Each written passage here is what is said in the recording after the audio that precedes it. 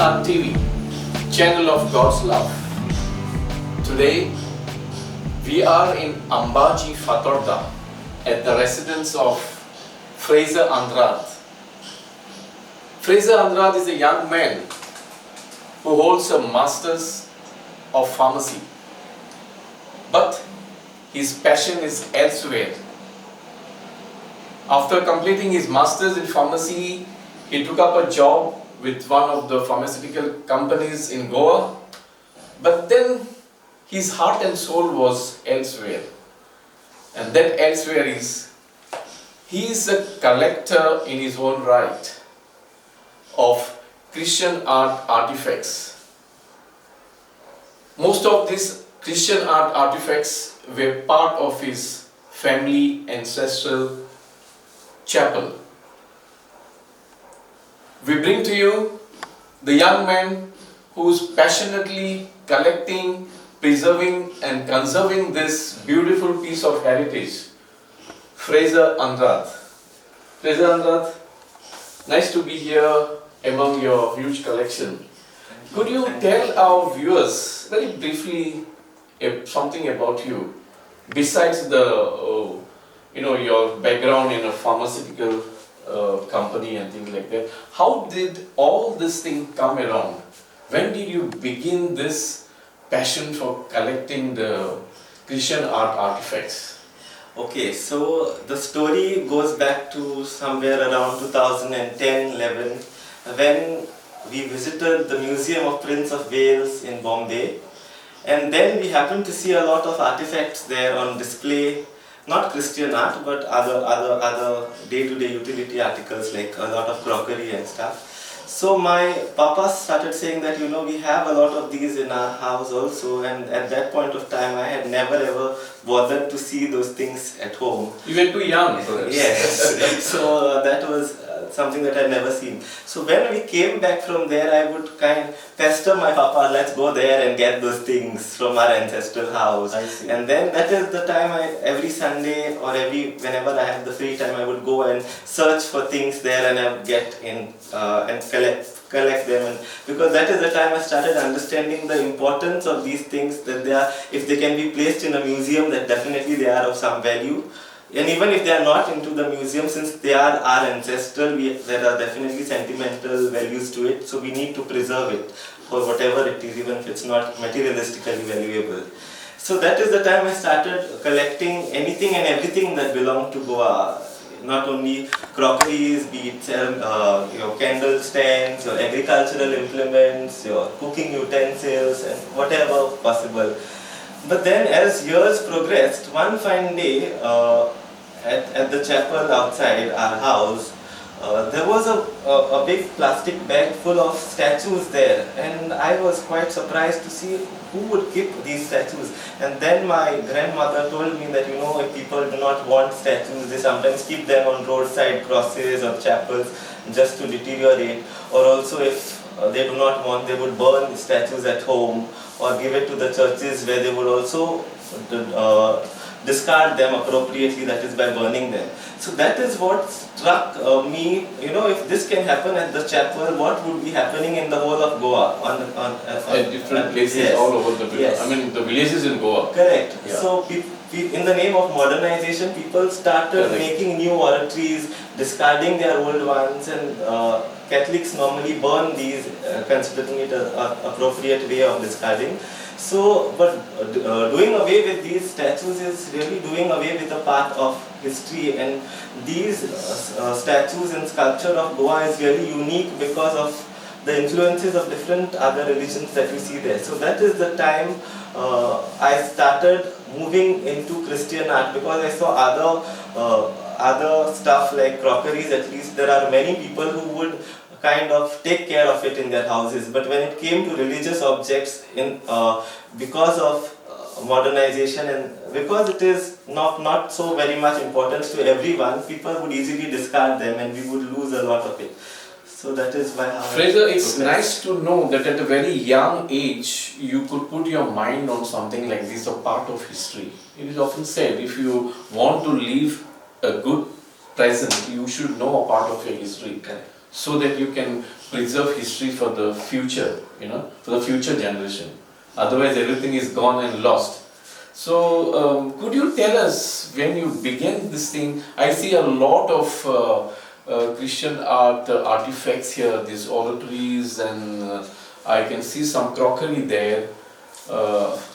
Can we start with these oratories? You have 1, 2, 3, 4, 5 on display, and all are of different designs. Yeah. So, can you please enlighten us on that? So these, many a times people call them as altars, which is a wrong term that people use. Because an altar is a place where you celebrate Mass, which can be even at home if you have a chapel, but these are oratories. And these would be based on people's capacities. People would have them either simple or more decorative, either small or big or very elaborate. The designs would be intricate designs, carvings. The intricacy would differ from house to house.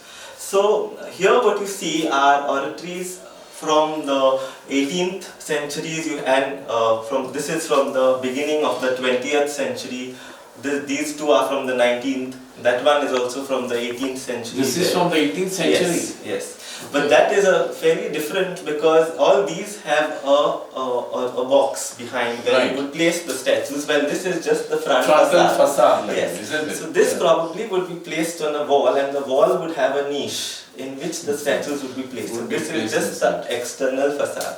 Okay, so sorry to interrupt you, but could you tell us what is the type of wood that is used for this? Yes, so for oratories they would use generally rosewood. Is it rosewood? Yes, so 4 of these are in rosewood, while the last one is in jackfruit wood, which is painted in black or pigmented in black. Yes. So this would be the wood generally used in oratory. Also another locally available wood called shivan, what we say. It's a very it's a white wood and it's a very lightweight soft wood. Yes, soft. So that was the wood of choice for craftsmen to carve statues majorly. And even teak was used, because also on a height in churches when they build big altars, they needed lesser weight. So they would not opt for rosewood to build a big high altar, so that to reduce the weight of it. So now these oratories are all from your family chapel or from your ancestral home, or are they picked up or bought from some other family? No, so none of these are ancestral. These are all purchased from different families across Goa. What about this artifact here? It looks very, very old. Yes, so this is somewhere from the beginning of the 18th century and is part probably of an altar panel. So it must have been a part of a retable or an altar, and is made in teak wood. Okay, this is in teak wood, and was gifted to me by Mr. Daniel D'Souza from Asagaon. Our horticulture man. Yes. So he had gifted it to me. I see. Yes. And here I see some crockery items. It appears to be Chinese from the designs. Could you please throw some light on that? Yeah. So here what you see up, the green ones, and here you see below are some of the blue works. So both of these are Macau crockeries. So you would get green and blue Macau. Okay. So when I look at these, the containers, you get sweetened ginger today for exhibitions, or sweetened amla. So you would also get sweetened ginger way back then, which would be imported from China. And these used to be the importing containers for the ginger. They would have either green ones like these or blue containers also. So these are ginger jars basically. And these, what are these? These, though they look like vases, flower vases. No, they are not at all flower vases. So then what are they? So these would be placed in a bedroom, and they are basically spittoons where people would spit into, especially the sick or the elderly. So they would be placed besides the bed. Yeah. Okay. And this is all 19th century blue and white Macau. You have Turin, which is still in existence. Yes, in use. Many the Chinese and you get a lot of reproductions nowadays. Yes. But this looks to be quite old. Yeah, these are all from the 19th century. Especially the behind ones are Macau, while these are English. Frazer, I see something like a crown here. Is this really a crown? Yes. So the right word for it would not be a crown. So a crown would be generally a round structure, like a proper crown. So things like these are called as halos. and halos would be used on any saint for that matter, or even the Virgin Mary or Christ. But a crown would never be used on any saint. It would be only for the Virgin Mary or Christ. Okay. So this is made in wood and is given a coat of gold by a technique called gilding, where you apply gold foil onto wood. Yeah. So this, you see it today as a golden crown, but when I received it, when I got it, it was green in color. Yes. Has it been restored by you? Yes. So many of the statues that I get, like I'll show you one inside also, are often overpainted and they have several layers of paint on them. So what I do is try to get back the last layer, that is the first layer which was originally there on the statue, and retain it as such. Okay. Sometimes maybe if it would cause damage to the statue, then I avoid removing the layers, but if it's possible, definitely I do. For the information of our viewers, Frazer is so passionate about his collection that he took time off to go and do a course in conservation of metals and artifacts like this, besides doing an internship at the Museum of Christian Art in Goa.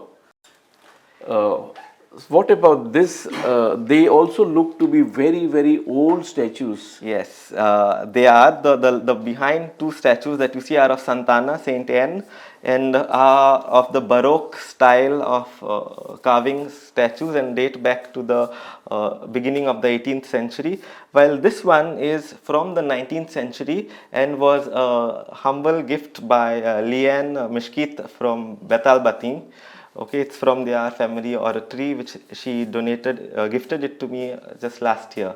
Yeah, so more and more people are coming to know about you, that you are taking all your time and energy to, keep them in safe custody and maintain them. Am I right? Yes. So how do you meet people who would like to, discard their things or give away things? So have you set up a website or something, or how do you communicate? So I have written this appeal to different churches. That is one part of it. Or besides that, and also I forward the similar kind of appeal on social media. So you are active on social media? Yes, because that's the fastest medium. Yes, that's the fastest way of getting closer to people. So that is the way I kind of put forth this request to different people. And also, since I don't have a physical display where people can actually come home and see the collection and appreciate our artistic skills of our craftsmen of Goa. So the only way I can showcase these pieces to the public is through my social platform, that is on Facebook. It's called as the Indo Portuguese Christian Art. So this page speaks about only Christian art of Goa and how you have the influences of different other religions on the work. Any of our viewers who are watching this program can go to your page. Can you repeat that yes, name? So it's called Indo Portuguese Christian Art. It's open to public on Facebook. Nice.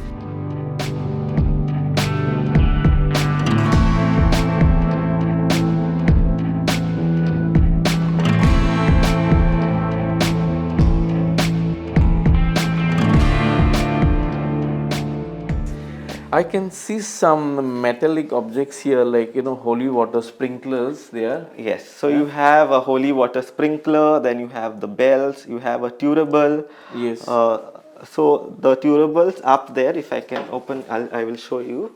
So this turable dates back to we hardly see this type of things this is about from the 18th century. This is completely in brass. Okay. And you also have a piece for storage of your incense, which is called as the naveta, or the incense boat.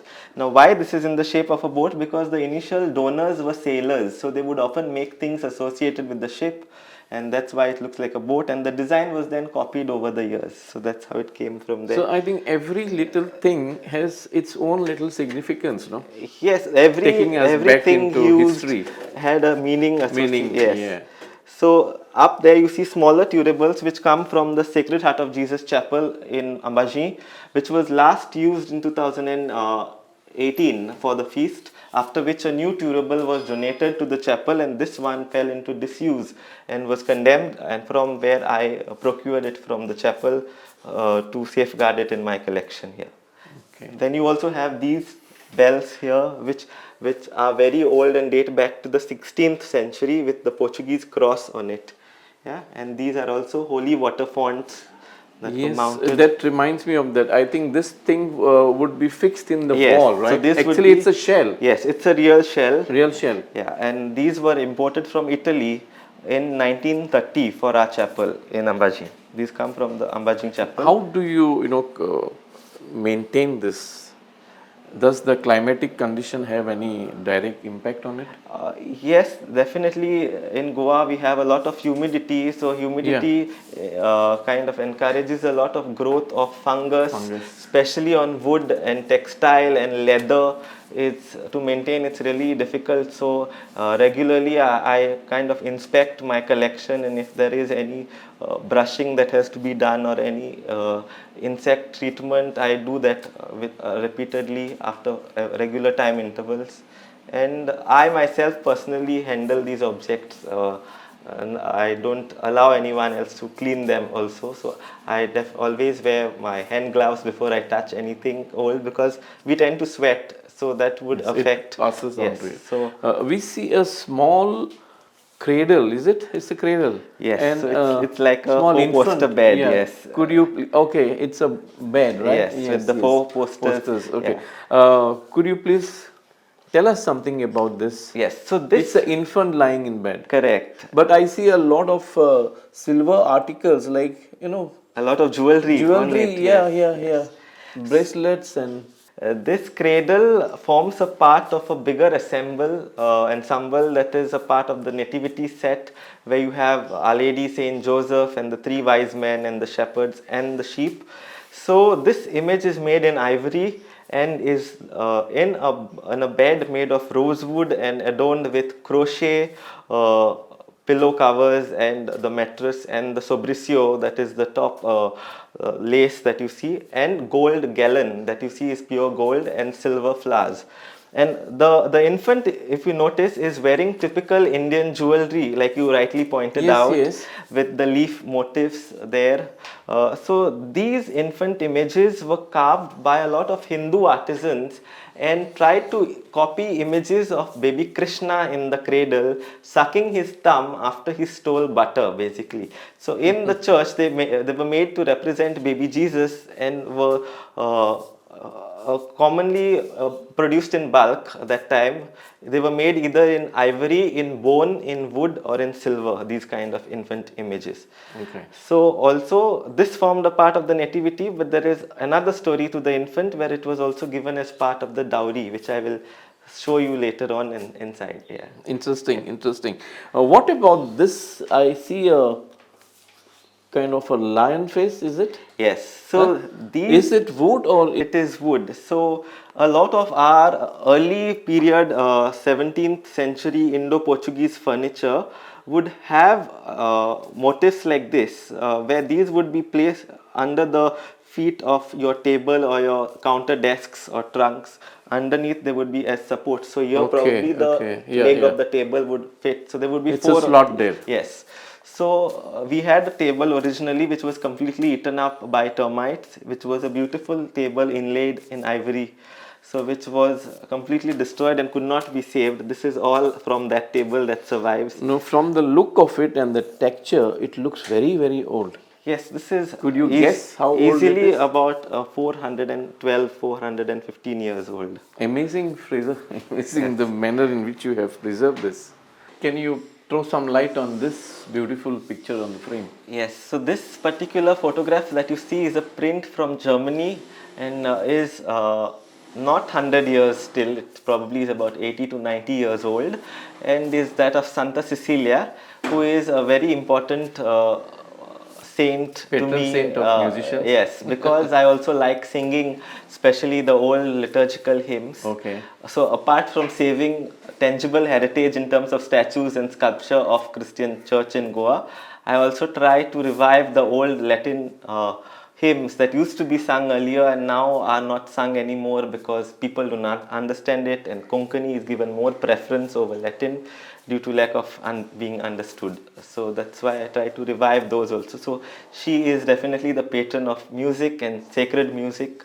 So that is why. Would you consider this as one of your prized possessions? Yes, definitely it Because is. Yes. we Goans all love music, and we Correct. always associate musicians and theatre artists associate themselves with Saint Cecilia, right? Very true, very true. So it is a very beautiful image from Yes, Germany. very beautiful. Yes.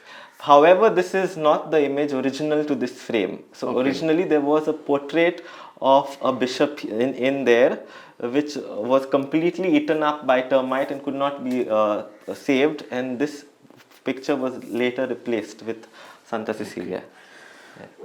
Before I move on to this such a beautiful piece of oratory, I would like to know whether this was also part of your family collection, the big jar like this. Yes. We hardly see them now. So these jars are called as martaban jars and came somewhere from China via the sea route, and you see a lot of dragons on them embossed, and they are made in clay and then glazed. So they were used for storage of different products like liquids in terms of oils or wines, or sometimes in case of even grains or salted anything that was used for consumption would be stored for during the monsoons into jars like these. But very unfortunately, looking at the dragon on it, people would consider it unauspicious and want to discard these because of the dragon on it. Okay. So this notion among people should change, and they should consider it as art, and a piece of art. Yes, and preserve it in their houses. Frazer, this to me looks like one oratory in its present form, am I right? Yes. But something that we don't see in our homes in the present times. They were there in ancestral homes like this, a personal prayer in the prayer room. Correct. Is this something of your own family prayer room oratory? Yes, so this is our ancestral oratory, and it's comprising of 3 levels. You have the table, the oratory, and then you have... the table was also a part of it. Yes. Right. And then you have the motif of the dove that is representative of the Holy Spirit. Probably we belonging to the Holy Spirit Church. That was the influence from where it came. And originally the Holy Spirit would have been completely gilded in gold. Today you have only traces of the gold that you see on the dove. So the rest is all lost. Okay. And here you see currently that the oratory is covered in a black veil, so you are not able to see what is inside.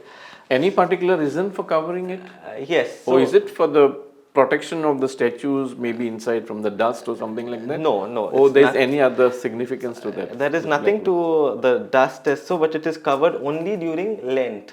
For in our house only it is done in this village, where it is covered on Ash Wednesday and is kept closed for the period of the entire 40 days and is opened only after the Vigil Mass of Easter. So after the midnight mass, we incense the altar and then we You still follow the same practice? Yes, we still do right it. now. Yes. So the tradition continues. This tradition continues. It started in 1730 and then continued until 1925, where there was a huge fire in our ancestral house because of the elaborate lighting of candles. The entire veil caught fire. So from 1925 until 2013, there was a big gap where this tradition was kind of not being practiced. And in 2014, I restarted this tradition where the silver cross from the original veil was restitched onto a new veil that you see now, and is being continued and will be continued in the future also. What about this statue here? So that particular statue is not from this oratory. That was a gift again from a lady from Bombay by name Svetlana Saldain. When I went to study my course, I met her and she said that she had a statue which she didn't want to keep because they have purchased new statues, so they would want to give it away. So she said that she would choose to give it to me because I would take good care of it. So it came from Bombay, though it was made in Goa. Okay. They are Goans who had taken it to Bombay. So this is Our Lady of Immaculate Conception, which I got just a month ago. And from you Bombay. have a Saint Joseph there, Yes. complete with the crowns and infant Jesus And Our Lady of and Immaculate Our Conception. Lady of Immaculate Conception. They too are your old Yeah, ancestors. these are our coming from you. ancestral statues. I can see something like a relic inside, Fraser. Is it a relic? And this is the Yes. Saint So Francis this Xavier. is though not old at all, Okay. but it is one of the very precious objects in my house, sacramental rather, because they are the relics. They are the class 3 relics of Saint Francis Xavier. So when I say relics, you have 3 types of relics. You Okay. have class 1, class 2, and class 3. So Could you yes. put some light on that? So class 1 relic is a direct body part of a saint, like a hair strand, or in case of Saint Francis, you have his entire body intact, so that is class 1. So class 2 relic would be something that belonged to the saint, like his vestments, his pen, or whatever that he used. And class His personal yes, belongings. his personal belongings. And class 3 would be anything that belongs to you and me also, that I would touch to a class 1 or class 2 relic. So that is considered a class 3. So this would be a class 3 relic, which is the part of the casket of Saint Francis Xavier in which the body is placed. How did you get that piece of it? Yes, so the story... Is there a story behind it? Yes, there is an interesting story to it. So in 2020, when the restoration of the casket was undertaken by the Archaeological Survey of India at the Basilica Bon Jesus in Old Goa, the dust of the casket after it was cleaned was conveniently discarded into a dustbin, and to my surprise there were a few fragments that I discovered in this waste bin. So for me it was not waste at all, it was as good as a relic, like I said. So I collected a few of these that I could save, and the rest was all handed over back, and I brought it to my house and I made this reliquary. The reliquary completely is designed by me and was made in rosewood and painted in oil with and decorated with silver floral motifs. And the statue of Saint Francis Xavier that you see here is inspired from the statue that is there in the basilica as you enter. It's to your left. On the left. Yes. In the basilica, Yes, Bon Jesus Basilica, yes. So because this- that is exact pose of Yes, that statue. that's that same statue. And it's So- beautifully done. Yes, so this was done by a friend who is a non-Catholic, who is a Hindu from Oh, I see. Mapsa, I see. who had just started his foundry of brass casting. So it was, he has a great devotion towards Saint Francis, and who had donated this image to this reliquary as his gift. And this reliquary was then blessed at the Rashol Seminary and then brought here and placed on the oratory. So though it is new, it is very precious to me. Okay. So now let us move to our inner side. Yes, Okay. so I'll show you some more of that. Fraser, I can see these 3 crosses displayed here, and a little closer look tells me this is of metal, whereas the other 2 are of wood. Correct. Any particular Yes, explanation so about that? like you said, this one is made in metal and is a copper alloy. We have not studied the composition of which alloy, probably it could be brass. So if you look at the Christ, it is slightly different in color from the cross. Okay, so it might have been gilded in gold originally, and the cross was not gilded, only the image and the INRI symbol. Yes. Okay, so this cross is a French cross. It's a 19th century cross, somewhere from the 1850s or so, and is mounted onto a pedestal, if you look at it, with the lamb on it. With the lamb, yes. So there's lamb a is a symbol of Jesus as a sacrifice, which is shown there.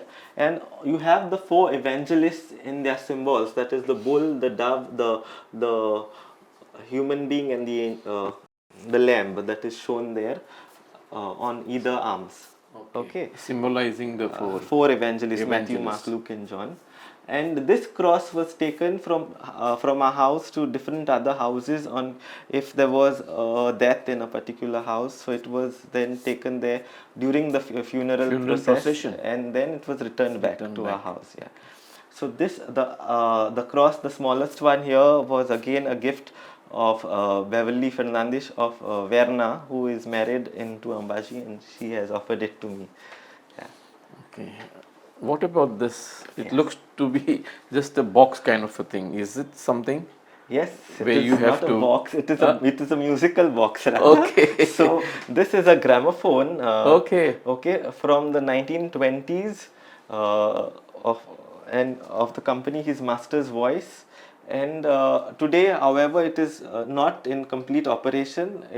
But it is repairable. It can be done, and we are working towards doing it up. Will you get the parts of this? We won't get the original, but we'll have to make them. We'll have to customize them for this. All right. And here again I see two more, I don't know if you can Picture call frames. them. They are just picture Yeah. frame, but in the shape design, of the a shape of oratory. oratory. Yes. Am I right? Yes. They are also part of your family ancestors. Yes. So this one was gifted to me by a well-wisher from the north of Goa, while this one is our ancestral. Okay. So the photograph here was found by my dad when he went to school by the side of the road, flowing in rain water. So it is, though it is made of paper, it was not it did not get affected with the water. So it was he who brought it, and he had a lot of devotion towards this Infant particular Jesus. portrait and infant Jesus. So it is being framed in this picture frame right now. Before it was in a wooden frame. But it's of paper, right? It's in paper. And despite being of paper, it did not get with the water and all. So that is how it came. Not destroyed. No, so it came somewhere in the A miracle in itself. 1950s. Yes. And that's And Our Lady of Our Lady Velankani. Velankani is also a very new photograph that is inside. We had nothing in this picture frame; it was empty. So since it was empty, we thought of putting Mother this up. Mary's. Yes. Are these lampshades also part of your collection? Yes. So these kerosene How lamps old are they? are from the 19th century. So all of the kerosene lamps that I have in my collection are about from the 19th century, that is from the 1800s. These are mounted on the wall and are made of white opaline glass. Okay, they are all English glass that you see. It's milky glass, and you can move the bracket in the direction you want it to move. So from how you wanted to adjust the lighting, you could So you shift can it. rotate it. Yes, so they are made in cast iron. The brackets are made in cast iron, which are highly decorative and ornate. Do you use them sometimes? Not Just anymore. to- Not anymore. But before my papa's time, they would. But as I have seen now so many things, so how do you make time to maintain all these artifacts? It's not a child's play, Fraser. It needs a lot of time and patience. And how do you manage this? Yes, so this is like everything to me, my collection. So definitely, apart everything else, I make time because as a youth, a youth like me would go out for enjoyment with friends Yes. and stuff. But for me, this is the best form of enjoyment, which I completely get engrossed into when I work on these pieces. So I during the weekend, the Saturday, Sunday that I get free, or even in the evenings after I come from my cycling that I go in the evening. So I come and have a round and look if anything has to be done, and do the cleaning and treatments if any at all have to be carried out. So you are so passionate about your collection that all your personal time, your family time, you are devoting towards this. Yes, a lot of time, but I also make sure that I spend some time with my family also, who are truly a support for me to Wonderful, go ahead with this wonderful. collection. It's always good to have an encouraging family, Definitely, they are so that very you can carry your encouraged. passion forward. Correct. This is a great job that you're doing. I can see some more lampshades and all there. And a very important person I would like to mention here, apart from my family who has supported me, is Reverend Father Nascimento, late Reverend Father Nasciment, and He was at the Holy at the Spirit. Holy Spirit Church, and also Father Avinash Rebel. Okay. So these two priests have helped me a lot when it came to the information pertaining to a particular artwork. If I didn't know, I would take it to them, and till today I take it to Father Avinash, and who guide me a lot in this. Father Nasciment was also a passionate lover of history and the past. He is Very, a very church historian. He's got so next many to him. books to his credit. Yes. He is. And one of my friend by name Charlotte Furtad from Betalbati also literally goes out of her way to ask people to inform people basically that I collect, and if they have anything to do away with, to please contact me and not to discard it. But personally speaking, it is not that I want to just get things from people and increase my collection. I am more than happy if these things are preserved in people's houses itself. Exactly. It is only if still that they feel that they do not want these things and would want to discard them, only then I try to rescue these things from them. But otherwise, what gives me even more happiness if these things are preserved in their own, where they belong actually. Yes. So that is maybe important. if someone like that approaches you, you'll have to guide them how to preserve all these Definitely things. More than happy from to the do conservation that. point of view. Yes. I can see some statues there. Are they of wood or of some other material? Yes, so these statues all are in wood, but they were all infested with termite, and now they have been treated. You and have now restored them. I have not restored them, I have conserved them. Okay. So there is a slight difference between restoration and conservation. So when I say restoration, say for example, if there is a statue with a broken hand, or there is paint that is gone off, so a restoration would be like redoing the hand. So if the it's process broken, involves redoing things, replacing what is missing. Yes, in other words, whatever is missing, you recreate to complete it. Yes. If there is a loss in paint, you would kind of redo the painting to match with the original. what exists, and so on. So that is restoration. But what I do is, since they are not venerated, these statues are not venerated, I prefer to keep them as they are without any modification. I just treat them so that they are preserved in their current state without any further deterioration. So that is all I prefer to do to them. Yeah. Anything to tell us about this? So that is made of stone. It is made of basalt stone. Metal stone? Basalt. It's a black it's a stone. rock. It's a rock. Yeah. Rock. Yes. So you'll see a lot of our churches having steps made of this, floors made of this in old the Goa. Earlier churches. The earlier churches. Now, interesting is that these stones are never native to Goa. They are not from Goa, but how they came to Goa is interesting. So there used to be these ships sailing from Vasai to Goa, from Bombay, Vasai to Goa, and when they sailed, they came empty. So they could not sail an empty ship into the sea, so they filled the ship with these stones from Vasai. And that's how these stones accumulated in Goa and were repurposed in the floors, in the stairways, on the facades, and in other utilities like this one. Now this is a stone, a holy water font that was mounted into the wall. Now this was gifted to me by my friend from Benauli, next to the Livramento chapel, from there. Yeah. Okay. What about this big size candle stands? Yes, so these... How old are they? So these candle stands are approximately about from the ending of the 19th century. And interestingly, they are also made in a form of art that we call as Chitari art. Like I will show you something else also made in Chitari when we proceed ahead. But this form of Chitari work is made in a place called Kunkoli in South Goa, in a village called Demani in Kunkoli.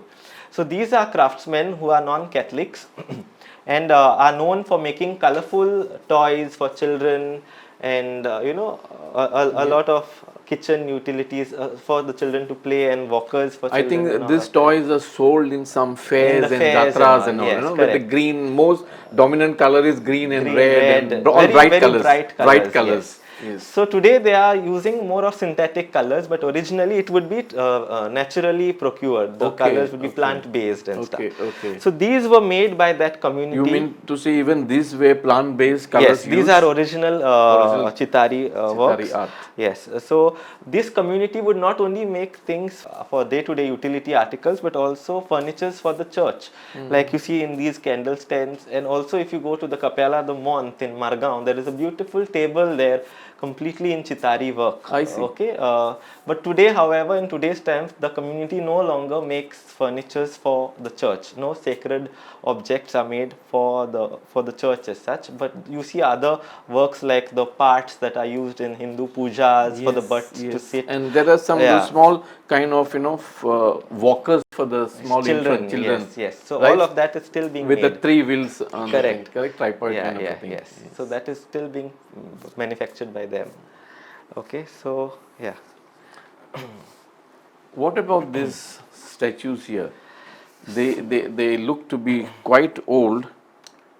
Yes. Could you roughly estimate? They are very old, and these are from the 18th century. This is Saint John the Baptist from the 19th century. Again, infant from the 18th. So you have all these sculptures. Like I spoke about conservation, like you see both the hands missing here. Yeah, you have not gone into restoration. I have not recreated the hands because as I told you, they are not venerated, and also I don't require them to be redone because I don't know what the original was like. So if I recreate something that was never meant to be like that, it is like interfering in the artwork of another artist without his permission. And perhaps maybe you want to be them in that original form to prove the part of history as far as it's a part of the story of this object. Yes. Another interesting thing about Goan sculpture is the influence of different other religions on the works that were carved in Goa.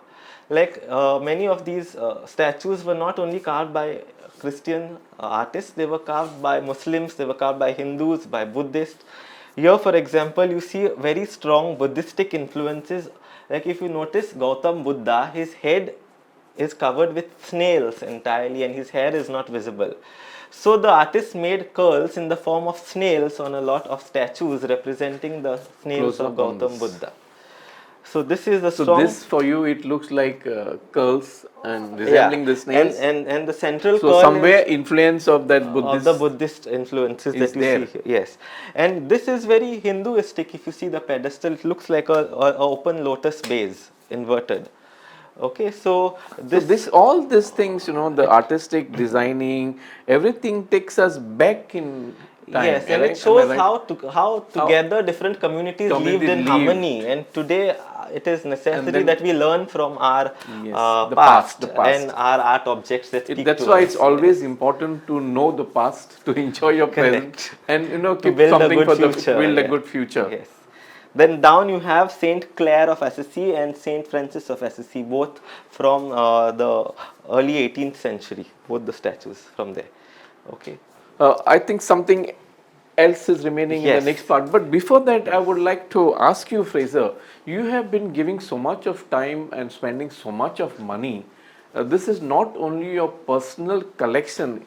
It is your personal collection, but in the true sense of the word, it's a part of Goan heritage and history. Am I right? Correct. But is there any way that more and more people can come and be a part of this, have a look and go back in time, so that our younger generation also takes interest in things, these artifacts? Actually, I would love to do that. Is there any way that you are, because dream, but how? But so far you have not given it a thought. I have never showcased this collection to public except for once. Because of Reverend Father Avinash, I had an exhibition at the Holy Spirit Church where I exhibited a part of this collection, and where a lot of people got to come and view this collection, and also they got to know that I collect, and also came and gave me a lot of works that I could preserve. And the other way is through, as I told you, my Facebook page. Yeah, that is one thing, but there is no other way that people can come maybe once a week. Or have you any time approached the government of Goa to, because this preserving this, maintaining it, keeping it in that shape for years, months and years together, it's not a child's play, as I said. A lot of time, devotion and money is also spent.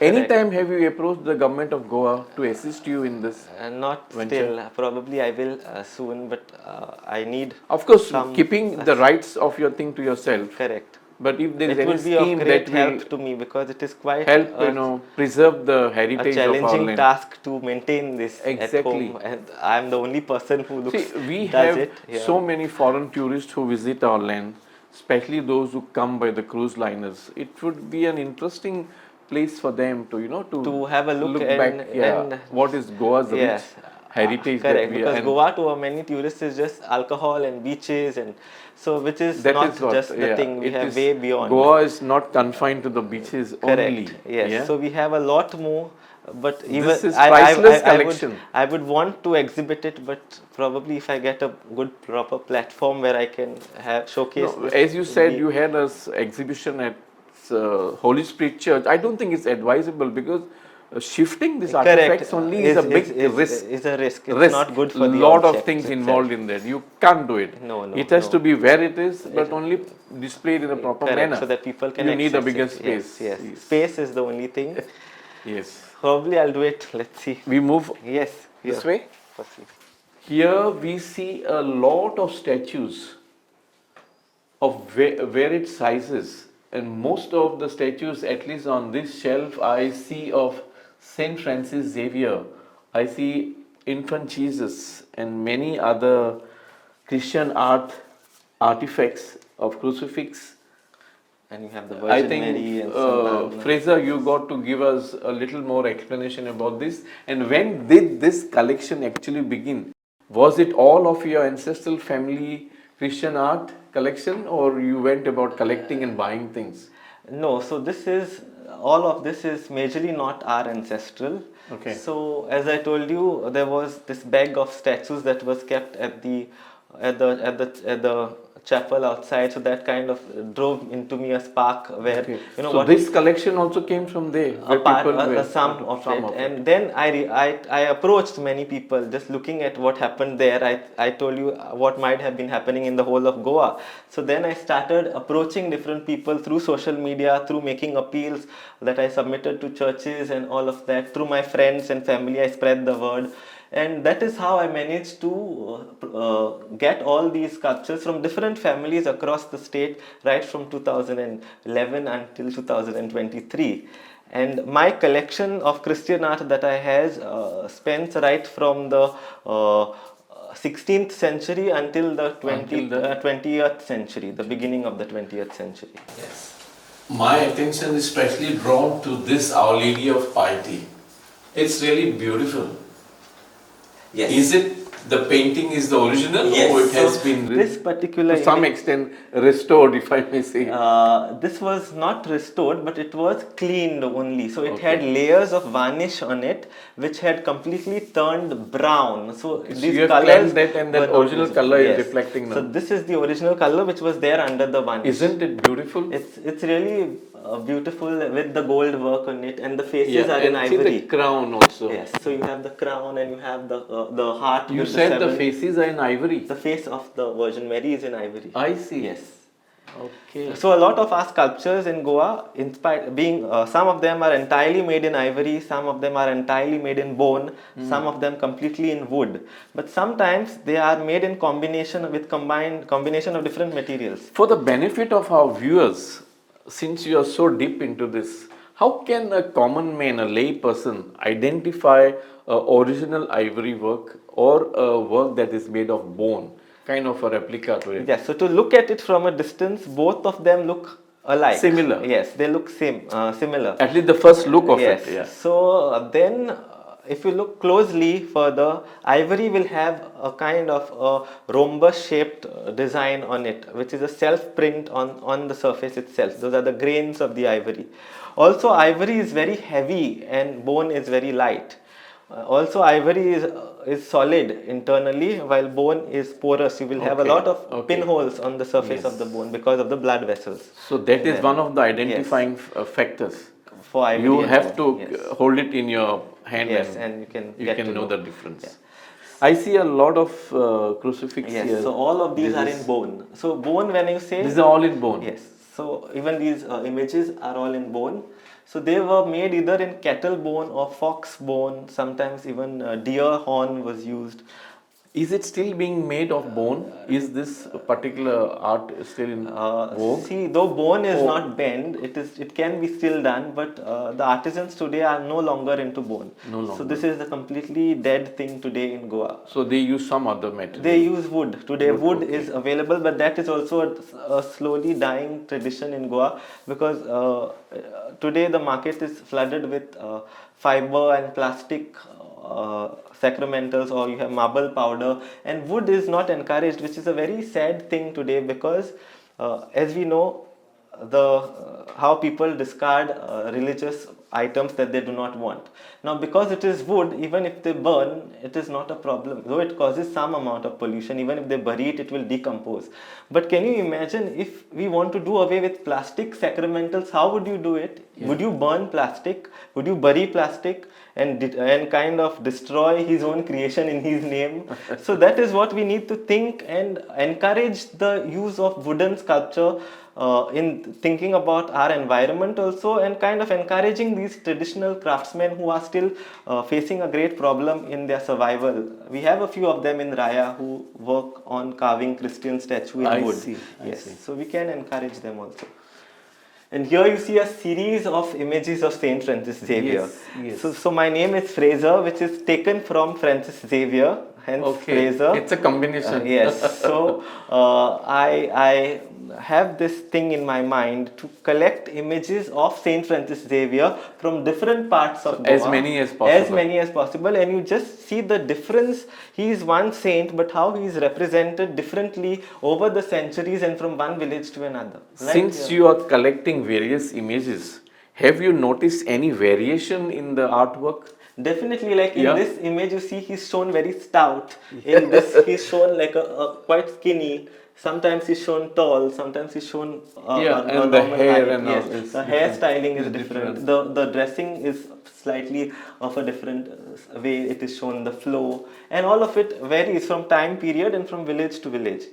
Okay. Another interesting thing is the kada that you see worn by baby Jesus. Is a very Indian thing that you see a lot of Indians wearing the kada. So you see the copper kada worn by. How do you think this has perhaps come on the arm? The kada. Which period it could be in history? The statue dates back to the 18th century. Again, you see the Buddhist, the snail hair, which is styling of the hair. And however, these accessories like the crowns, the bracelets, the waistbands, a lot of people would offer to these statues as fulfillment of vows that they made.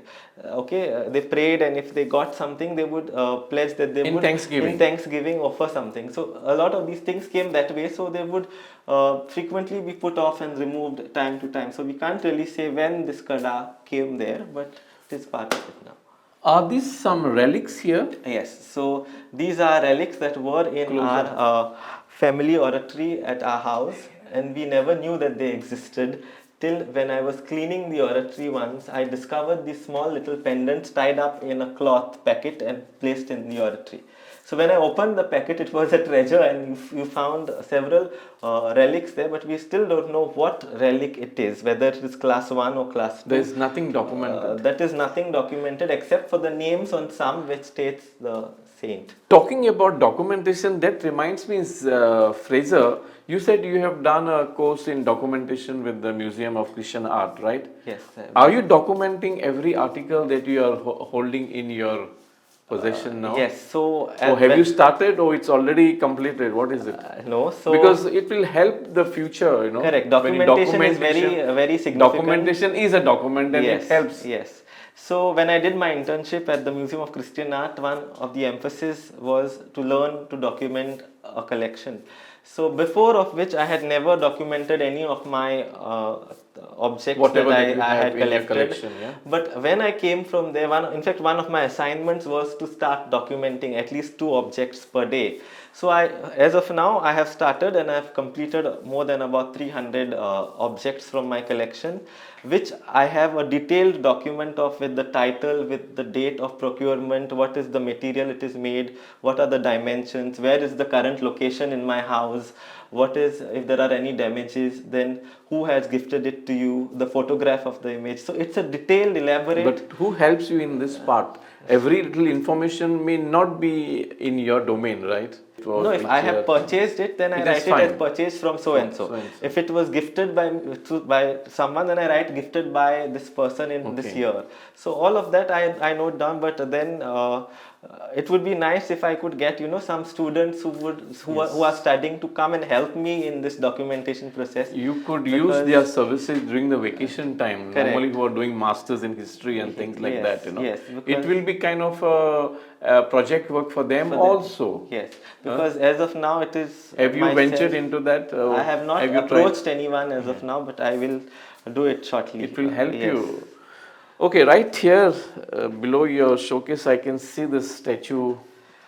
That also looks to be pretty old from the texture of it. And yes, so this image is that of. Looks like the colors are also natural colors. Yes, so these are vegetable colors again.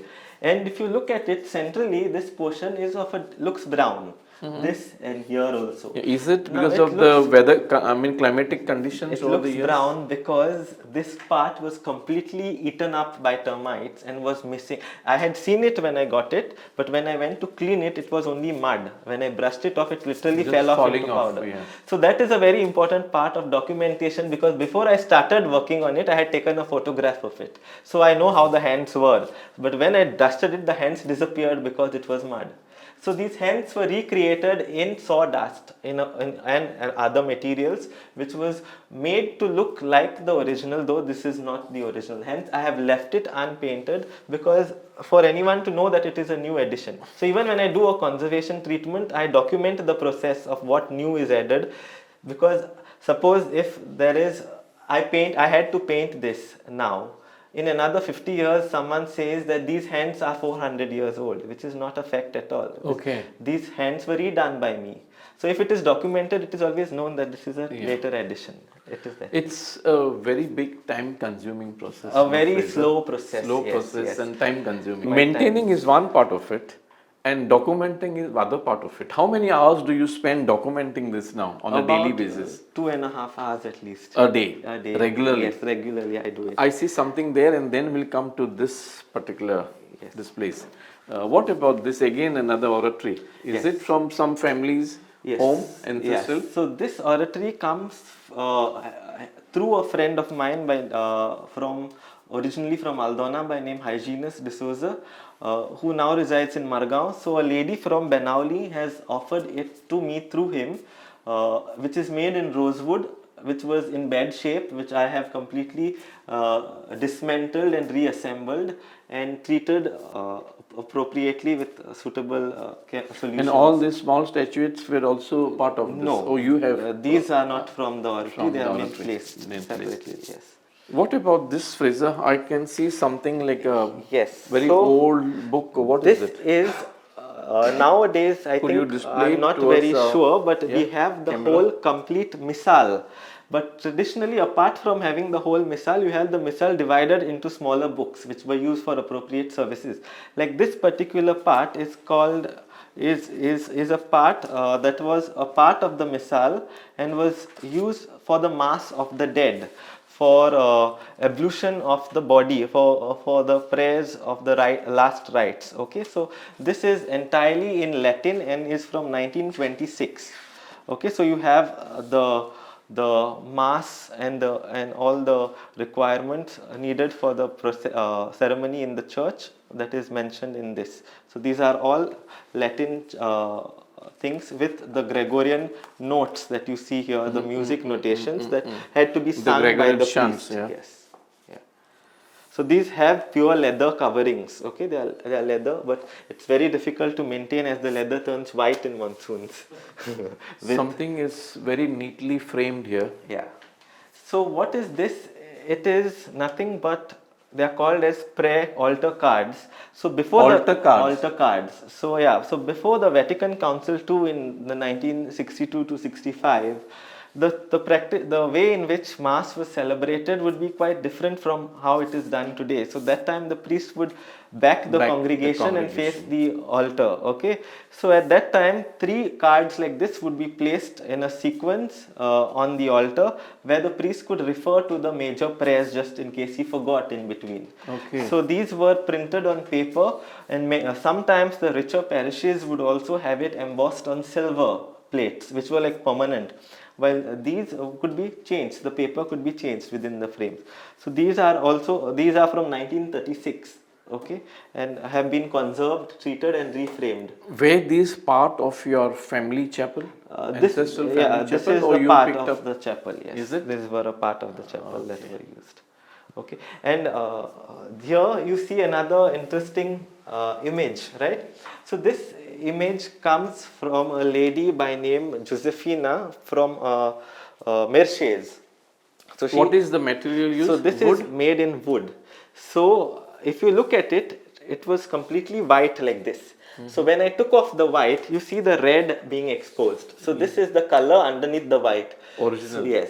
So people have repainted it and made it white. So now I am working to taking off the white. So this much I have completed. I see. So this is all remaining. Even the face has been repainted, which I will take off and to get back. Now you can make out the difference actually. That this is not the original. No. You see how crudely it is painted. Yes, the eyes and all. Yes. So I will take it off to expose what is underneath. So this statue So this dates again back will to be the a very 18th. meticulous, time-consuming. Yes, a very tedious and a slow process. process.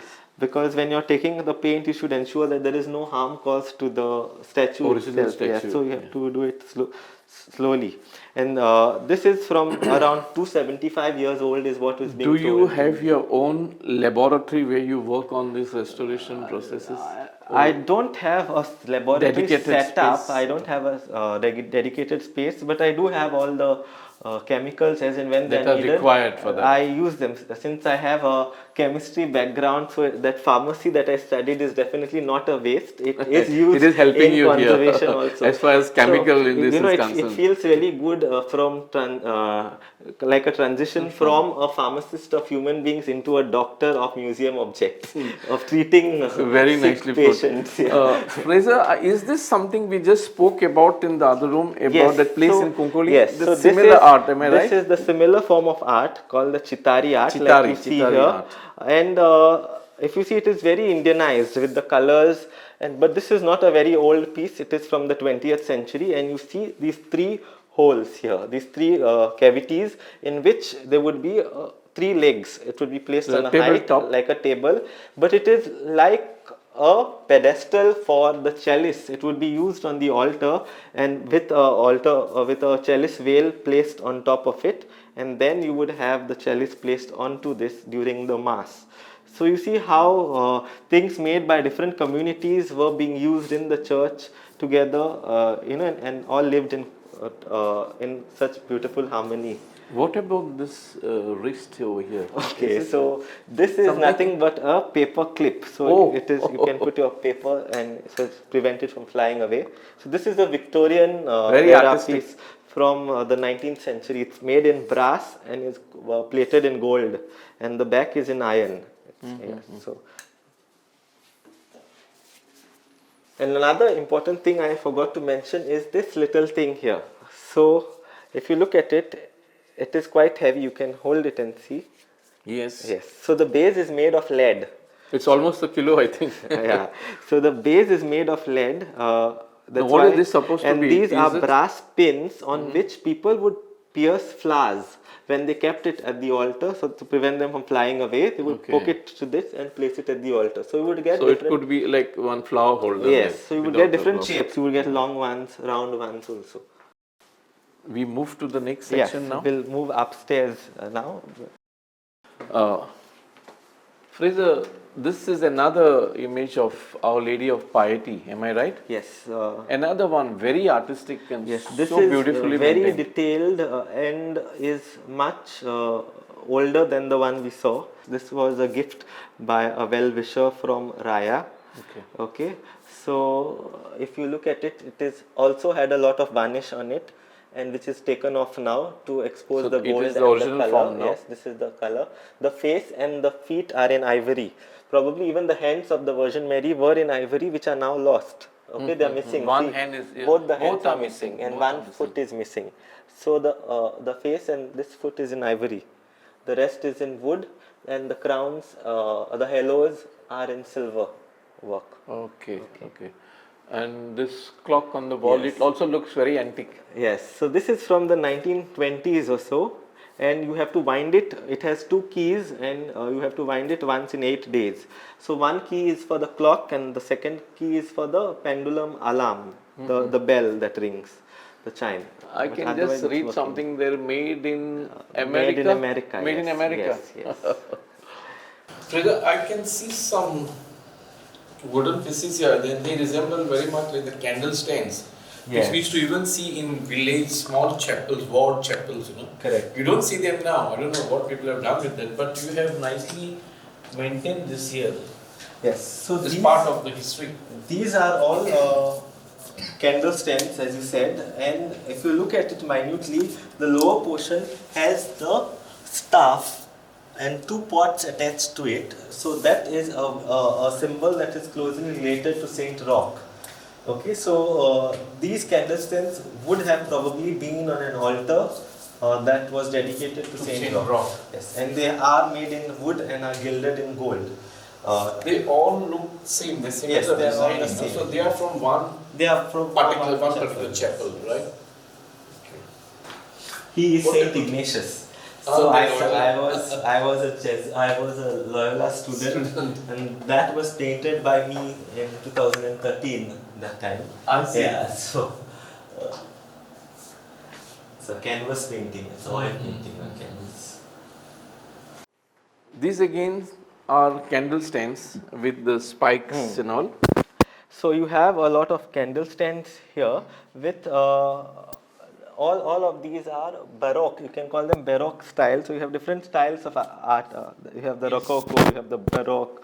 So these are Baroque in styling, and but however, I feel that they are repainted, not now, but quite some time ago, because a portion where this paint flaked off, there was another color beneath this. Okay. So as of now, we have not worked on these pieces. We have just cleaned them and kind of stabilized them. They were shaky and kept them as such, but these have to be worked on. See this one, I can see some nice lovely Angels, carvings of yeah, angel yeah. faces, So it's an you'll intricate work.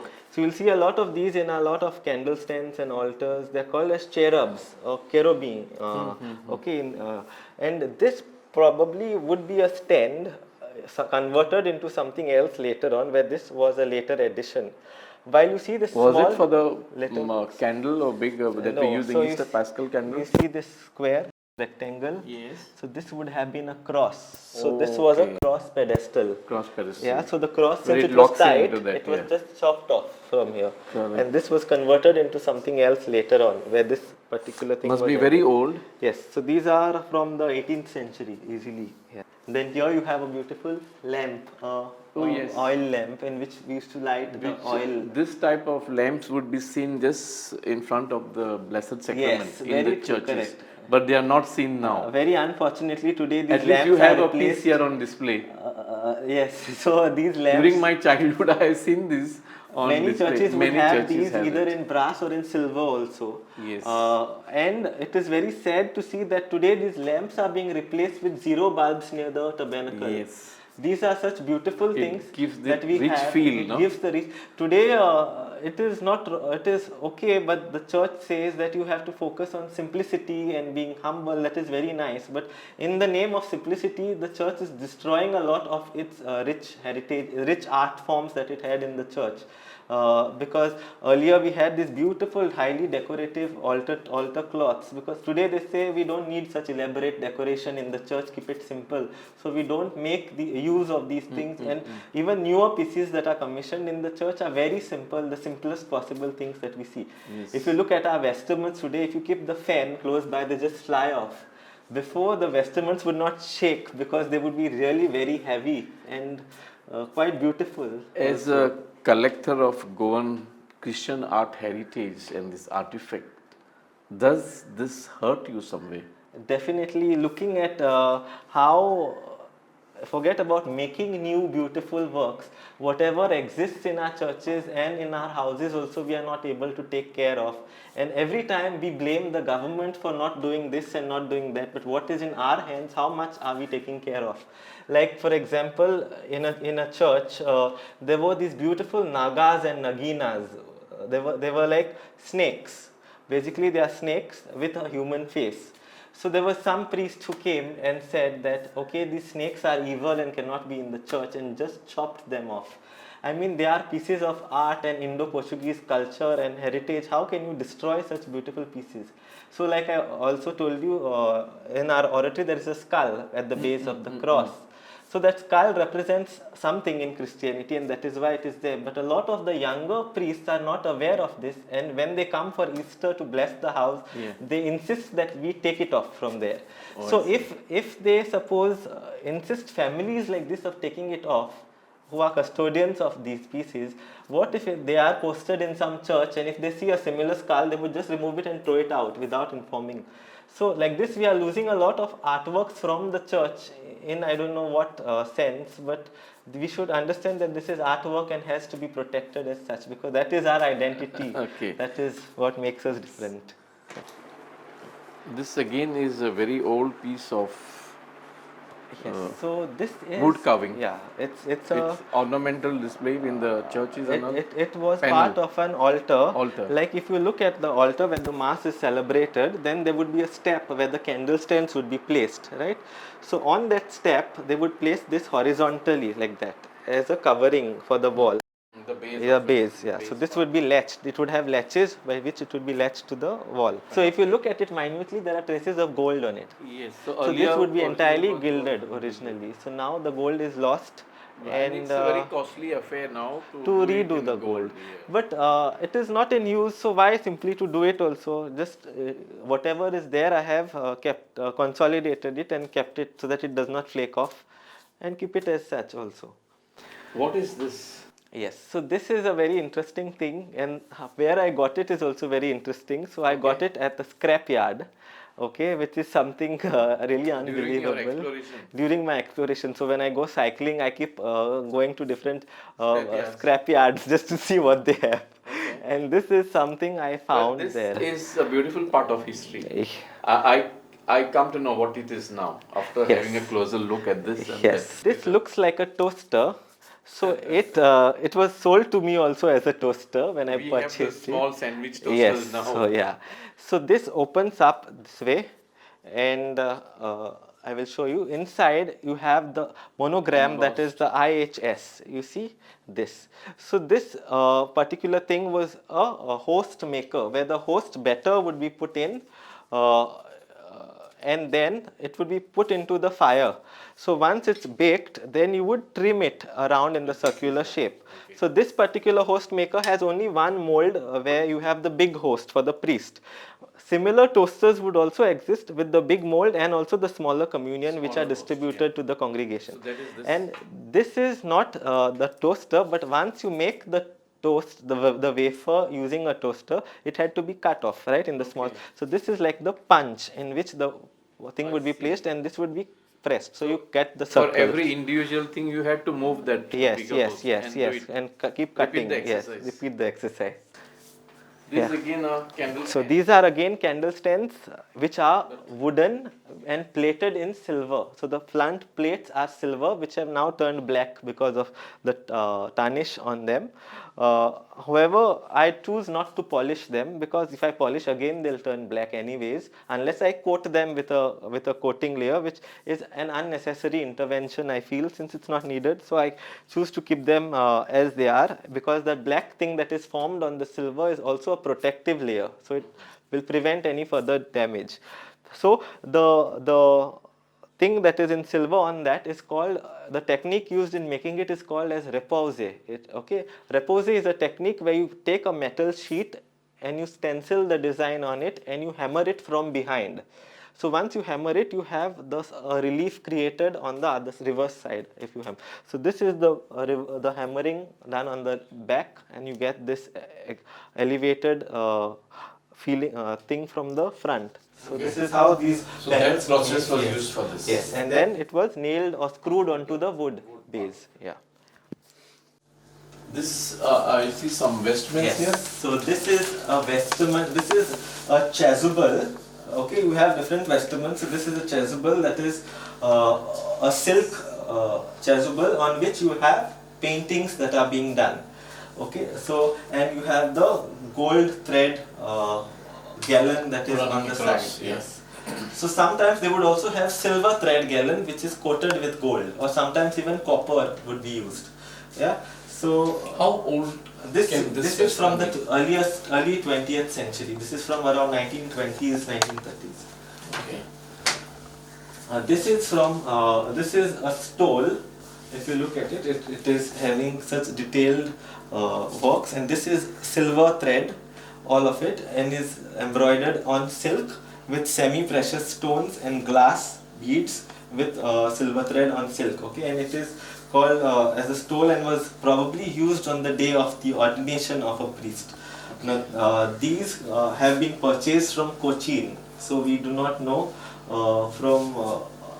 if they were worn by any priest or which priest, so we do not know any of that information. So you went collecting your items as artifacts as far as Cochin? Was it a special dedicated visit to Cochin or during one of your tours? During one of my visits, it was procured, and also I have friends in Cochin who had sent me things from there also. Okay. Yes. So What about this? So this I can is see it's a banner. processional banner, Banner. written Nossa Senhora do This Socorro. So this is silver. It is so rich, no, Frazer? Yes. So it work is on on silk, and it is embroidered in silver thread, which is gold plated. And the Virgin Mary is done in patchwork using velvet and copper sequences and beads. Okay, and the face and the infant are also embroidered. So this we also do not know from which church it came from, as it was purchased from a shop in Kochi.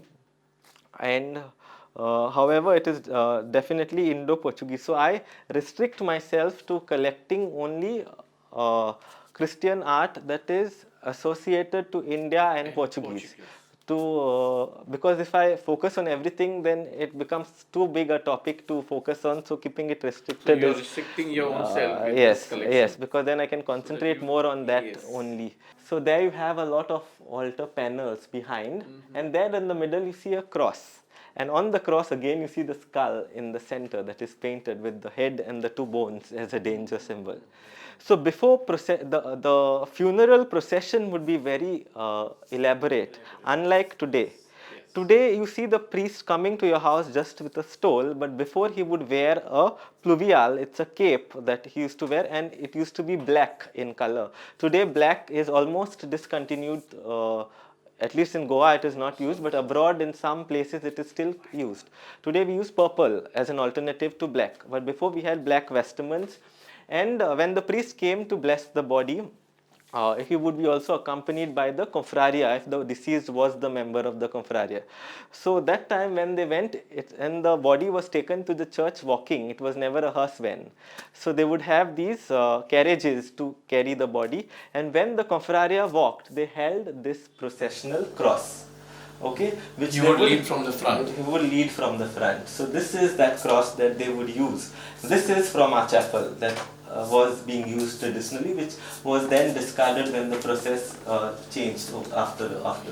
When we move downstairs, tell me to show you one cross associated with the blessing of the house. It is something that I need to show. You have in your collection. Yes, it is something important that I have to show you. Okay. Well, another oratory here. So this is from Benauli. As I mentioned, I have written a lot of appeals to. So one of the appeal given to the Benauli church. So this priest contacted me saying that a particular family in Benauli, the Gois family from Benauli, wanted to do away with their oratory. So I went to their house and saw it, and the family was quite welcoming, and they handed over this to me. Along with the statues. So this is entirely theirs. It is from the 20th century. Okay. This form. Yeah. And then here you have a pal. This is called as a pal, which is placed on top of a chalice. Chalice. And the Okay, mass. so yeah, so this would be having the same decoration as that of the vestment, as that of the altar curtains and the altar tablecloth, to be all of a set. So today the church has somehow said that we want simplicity and none of that elaborate decoration is there today. Okay, so today we have acrylic pieces today used instead of such elaborately decorated utilities. This is looking very interesting. It looks like a door Yes, panel. yes. So it is Because a I door, can see some and you hinges see there. the hinges. Yes. So these are the hinges, and it must have been a door of a tabernacle. Tabernacle. But some But is person this part which is missing or something? yes. So it is very disheartening to see that someone has literally cut this piece using a machine, a grinder or something. You can see how sharp the edges are, and such a beautiful sad. piece Yeah. is just being destroyed. So I History is being destroyed. history is actually. being destroyed, and since it's with me now and I can't keep it anywhere, like it is very unstable, so I would try to recreate this missing piece with the similar carving. I will do it shortly, but however definitely documented that this piece is a recreation and was added later on. And what you see here is the pinkish coloration, light brownish pink. So that is something that is applied before you apply gold. Okay. On any wood surface you apply this thing that is called as the bowl, and then you apply gold foil. So this was also gold gilded before, which is lost now. The gold is not there anymore. And then you see the lock in the form of the Sacred Heart. Yes. So Do you have that key? no, the also? key is not there. The Missing. key is not there. So this is what it was here. And then here you see a beautiful crucifix. So if you look at the base will give you the idea of what the entire cross was. If you look, this is silver mounted on wood, and behind the silver is this red velvet. So This is silver metal. yes, silver metal. Okay, and behind the silver you have the velvet. So this is the similar technique that is being used in the casket of Saint Francis Xavier, where you have the silver plates, behind of which you have a velvet and then the wood. So this is a similar technique and dates back also to the same time as the casket. Okay, probably the cross also had a similar cloth which is now not there. The velvet is missing. So it's silver and the image of Christ is in ivory. So this is from the late 17th to early 18th century. Okay. From where did you get this? So this cross was a gift from one of our relatives only. Yes, so it was in their house. In the family. In the house, yes. And here you have a lectern. Lectern for the Bible. Yes. Yeah. So then the priest would back the congregation and face the altar. So lecterns like these would be placed on every altar. Every altar had one of these. And this you see is intricately carved, where you had many lecterns that were imported from Japan and Macau, which had a lot of lacquer work done on them with gold. So those were also prized possessions of the Jesuits. The Jesuits were involved in a lot of imports from Japan, and especially Macau also. So they have a lot of these lacquer furnitures that were brought into the church. And this very initial, the IHS, can be associated strongly with the Jesuits, as the Jesuits have used this symbol into a lot of their works that they commissioned, like the buildings or in their vestments or other artworks. IHS stands for Jesus Hominum Salvator, that is Jesus the Savior of mankind. And down you see the three arrows, three nails that were used in crucifixion of Christ. And then you see all the floral motifs. And you see this arch, which is very Indian styling, like the Hindu temple doorways. Like the ones you see in temples and yes. like So that. this. So some influence is there. And you in fact see the color is very Indian, the Yes, bright saffron bright color, saffron yes, which was used. And This here, looks to be a collection Yes, box, so- but the image is missing. yes, some of them would have had a painting on this. Okay, Yes, yeah, yes. yeah. But this one did not have a painting. So this is the collection Yes, so box. this will be and fixed this is the onto the- opening part of it. Yes, so this is Right. this is the door. Okay. This opens up. So this would be. These mounted are on also the wall. hardly seen now No. in our chapels and all. Correct. So these are no more visible today. You see one beautiful one in the Museum of Christian Art also, a similar one with a beautiful painting here of Our Lady of the Rosary at the museum. You have a beautiful and a priceless collection, Frazer. Thank you. I just can't imagine how much of time, how much of energy, and how much of your own savings have gone into it.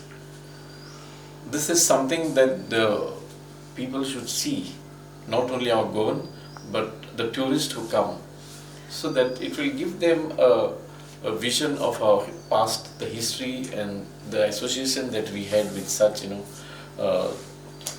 With all the the craftsmanship yes, and yes. the artisan that lived here. Yes. And this is very priceless. So today we do have a few artisans, as I mentioned. In Raya we have a few who work on wood.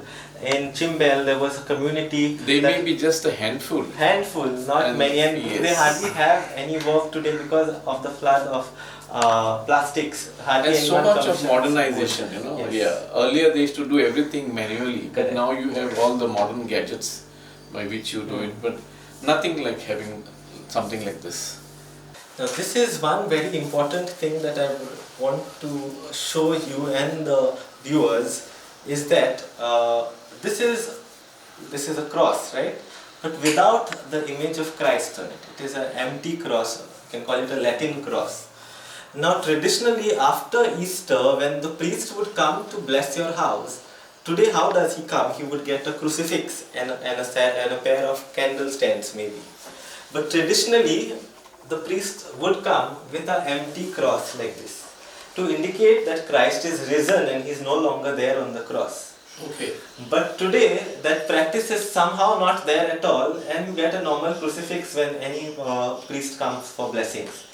But in our house what we used to do traditionally is we had these of the house only, and you see the base is hollow, so there would be a huge wooden mast. In which this would be mounted and would be held by one of the family members during the blessing. So this was also in the chitari work only, but someone at some point of time might have painted it in silver. So this has to be conserved while taking off the silver paints to expose the original red and yellow colors that exist underneath the silver. So this is what used to be used at the time of blessing of the house way before, and today you don't see it anymore. That is the empty cross, okay, or the Latin cross. This is what I wanted to show you. Yeah.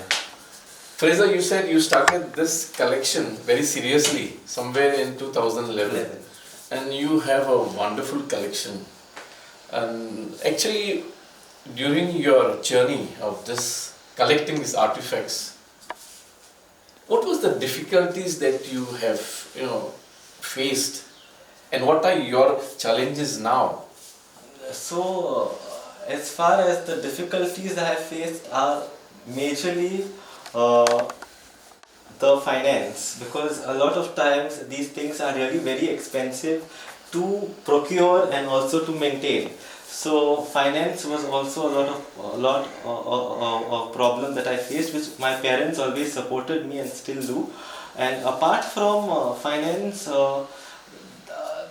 the means of reaching to people, to getting known among the society that I preserve these things was also a difficult task, since then only after when I switched on to social media and wrote these appeals, then I somehow got into kind of known to people at that point of time. Also many friends who have helped me in getting these things by putting out the word among people was that. And also other problems that I face is the display of these objects. Though they are beautiful pieces and need a lot of kind of viewing, they have to be viewed and appreciated by people. For yes. displaying. So proper space for display of these objects, and also to care for them, appropriate funding is needed. Yes, it is a must actually. It is not easy to procure all the chemicals. All that we see here and this huge collection that you have got is all through your ancestral heritage and your personal sacrifices. Yes. Am I right? Yes. Especially financial sacrifices. By the way, are you in touch with other collectors of such artifacts across India? I know a few in Lisbon and some of them in Goa as well, but not into sacred art as such, but collectors of other artworks. Like you have Mr. Barnett, who collects bottles, using Yes, bottles. Francis Xavier, Sange. Yes. Then you have Mr. Daniel D'Souza. He also has a lot of collection of ceramics and stuff like that, and furniture also. So you have people doing this, but not Do into you Christian art. meet sometimes together to exchange ideas? Sometimes and we things? do. Yes, Is it we possible? do. Because Daniel is in Bardes, Francis is in Sange, and you are I in never met Francis Calcutta. personally though, but Okay. Daniel I have met. Yes. How do you plan or think about encouraging the younger generation to have a love for this thing? Because this is part of our history, part of our culture, part of our heritage. So I personally feel that it is the parents who at a very young age should put this thing in their child to value these things not for its materialistic value. Exactly. That is when all the problem begins. But where for you its would historical value. but for its historical and its sentimental value, Sentimental and taking care of it as being inherited from your ancestor. Think that you have borrowed the present from your ancestors From the past. and you have to give it to your future. So it is that way that you should think about it and preserve what you have inherited. Do not sell your objects, or wherever you go. First of all, try to be in Goa to save Goa, and no matter how much you study, be down to earth and take pride in the Goanness. Many of our Goans are just Goans because they can make a Portuguese passport, which is very sad.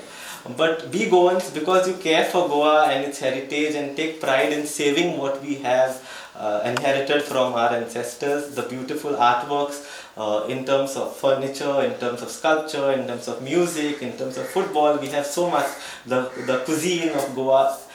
If everyone does what he or she is passionate about, you can really do great things. It's not that you get a good percentage, you have to take science and you have to become a doctor. You can take any field and excel in any field and preserve and contribute to preserving Goa's heritage. Yes, Frazer, I think you have spoken your heart out, All that one needs is a passion. One last question. What are your future plans as far as this collection is concerned? Don't you dream of having a bigger space, a larger space where you can call it as a museum? Yes, that is definitely a dream. I hope it is fulfilled someday.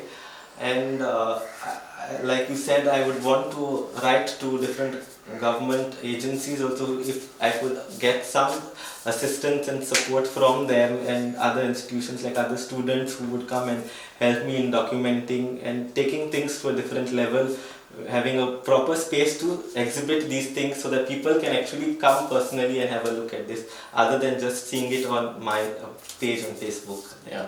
It was lovely meeting you Same here, here, Frazer, and seeing such a priceless collection that you have got. Thank you so much. CCRT wishes you all the very best. Thank you so much. So dear friends, this was Frazer Andrade from Ambaji in Fatorda. Professionally qualified as a pharmacist with a master's in pharmacy. He could have been sitting in any bigger lab of a pharmaceutical company, but he preferred to follow his heart. He preferred to follow his inner voice and the passion that he had. I understand this young man began saving his pocket money. Besides the tiffin for his school, his mother would off and on give him a few rupees. He would save it. He would save it with a vision for the future that he could add to his collection. And what he has today in his collection, as we have just seen, cannot be priced. It's a priceless collection. Frazer had all the options before him as far as his profession was concerned, and also to go abroad. But he said, no, I want to be in Goa and help to preserve a part of Goan history. What we have seen is part of Indo-Portuguese history. Correct. And it is concentrated to a little place called Goa. We are rich in our heritage. It's a message for our youth. Don't get carried away. As he said, you do whatever professional things that you want, your studies, but have your heart attached to something that you love. So this is CCR TV wishing all the best to this young man, Frazer Andrade. Thank you.